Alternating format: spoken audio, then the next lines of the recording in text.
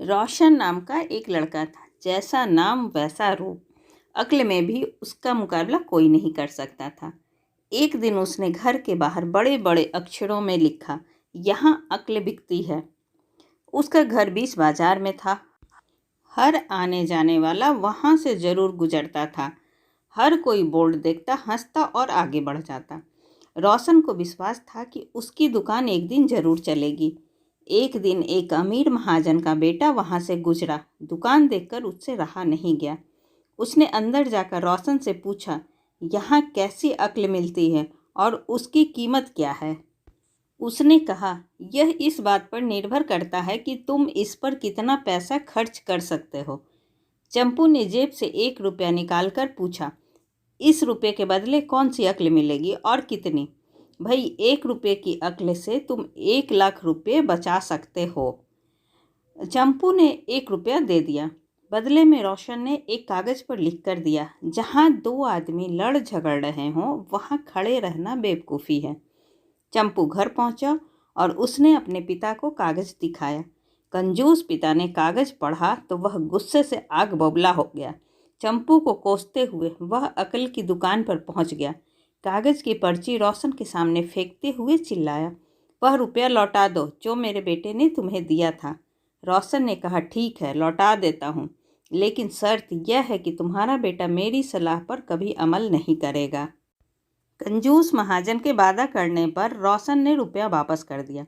उस नगर के राजा की 2 रानियां थीं। एक दिन राजा अपनी रानियों के साथ जौहरी बाजार से गुजरा। दोनों रानियों को हीरों का एक हार पसंद आ गया। दोनों ने सोचा, महल पहुंचकर अपनी दासी को भेजकर हार मंगवा लेंगे।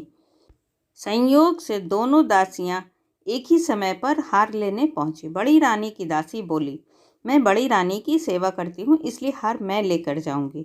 दूसरी बोली, पर राजा तो छोटी रानी को ज़्यादा प्यार करते हैं, इसलिए हार पर मेरा हक है। चंपू उसी दुकान के पास खड़ा था। उसने दासियों को लड़ते हुए देखा। दोनों दासियों ने कहा, वे अपनी रानियों से शिकायत करेंगी। जब बिना फैसले के वे दोनों जा रही थी तब उन्होंने चंपू को देखा। वे बोली, यहाँ जो कुछ हुआ तुम उसके गवाह रहना।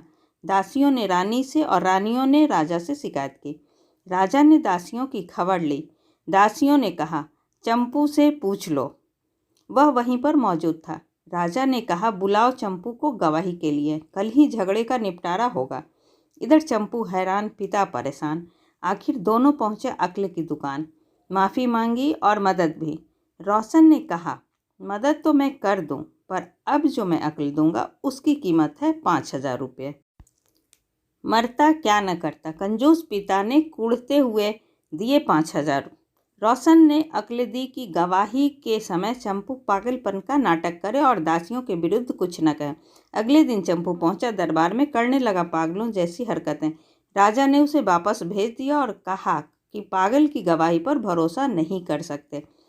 गवाही के अभाव में राजा ने आदेश दिया, दोनों रानी अपनी दासियों को सजा दे, क्योंकि यह पता लगाना बहुत ही मुश्किल है कि झगड़ा किसने शुरू किया।